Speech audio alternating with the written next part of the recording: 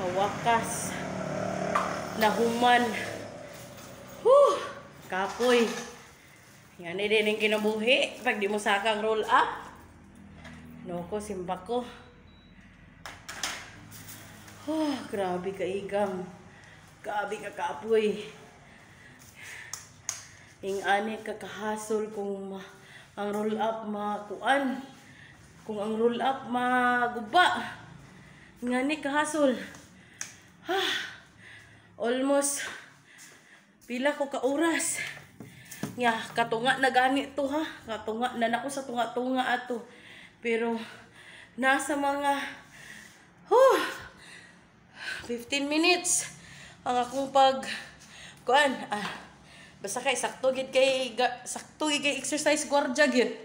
Ug mo'y magpirmi basta kay panahon na mo niwang ug mugamay ang bukton gyud.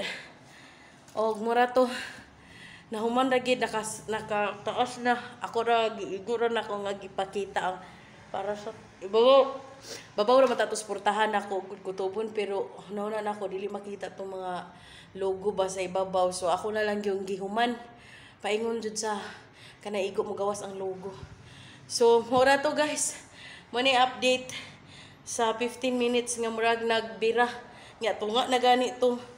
Tunga na nanagi kustunga ato kay murag ang katumong isa gud kay dugay na pud siya ba nya siya rabay nagkat-kat nga ligo pa mis abog kay bike ra among gihimong tungtungan nanguan ra mi og bike sa kilid nga among himong tungtungan kay naamo gud sa taas ang iyang motor. So syempre ni mogunit sa bike so ligo gyud ang labas ligo sa abog so garon sa nang oras be sa nang oras hapit na alas 8 di ba so mo to guys, prepare sa nato tong self kay duty na rabata. Thank you so much.